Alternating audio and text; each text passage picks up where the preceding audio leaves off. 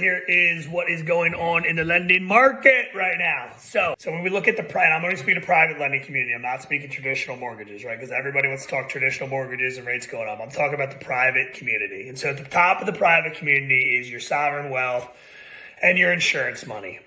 They provide liquidity to the private equity and the hedge fund worlds.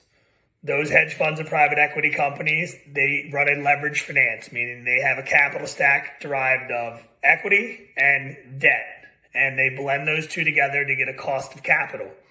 And that cost of capital is the buy rate for originators like us. And originators like us face off with the retail investor, the guy that's buying a new construction house or building a new construction house, doing a fix and flip. So that's the lay of the land. So at the hedge fund private equity level, the way they get rid of their balance sheet, the way they liquidate their balance sheet to have enough money to continue to lend to originators around the country is by securitization. And securitization is a pool of mortgages that they pull together and they securitize and they sell this thing as a security, an instrument to the institutions and the hedge funds and the private equity world and pension funds of the world.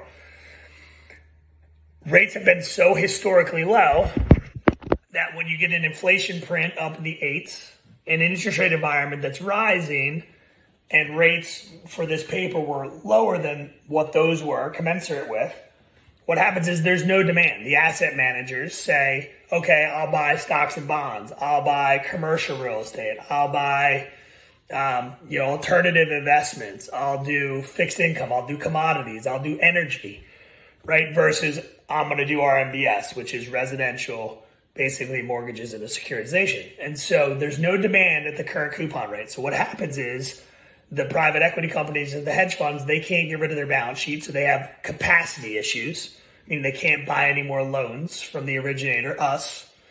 And that means that originators like us can't originate loans unless we have a balance sheet that we can park those loans on until liquidity frees up at the private equity world via the securitization market turning back on so they can buy from us.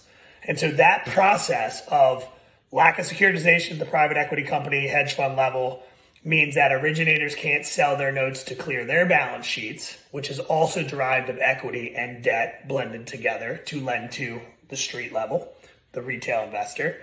When we can't sell our notes and Wall Street can't securitize, there's no liquidity in the market unless you have a balance sheet in which you can park loans on. iFund Cities has that balance sheet. We can park loans and continue to lend, but it'll be a finite amount of loans, right? To the tune of 100 million, which is a good bit.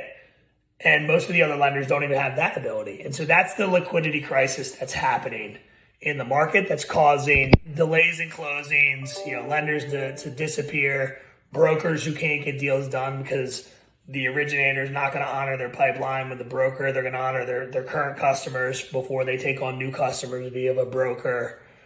So that's how the liquidity issue happens in the private lending community for guys that are institutional lenders. There are hard money lenders and there are private money lenders that lend right out of their 401k and their IRA, right, that have a fixed amount of money and they don't go through this process of securitization and selling notes. And then there's bigger funds out there that, keep everything on the balance sheet. And again, they may have 10 to 50 million, maybe 100 million, right? And they do those amount of loans. And when they're done, they're done. So that's a little bit of the lay of the landscape. That's what causes the liquidity crunch. That's what's happening in this current environment. The other thing that people should know is like the securitization, when they can't do securitizations and they're not making money, the institutional buy rates that were at 6.5, right? Allowing us to lend paper at 8.5, now are 9.5, which means the originator, the street guys have to lend money at 10.5 to make any money, 10.5, 11 to make any yield premium or spread over what their cost of capital is, their buy rate. So those are the challenges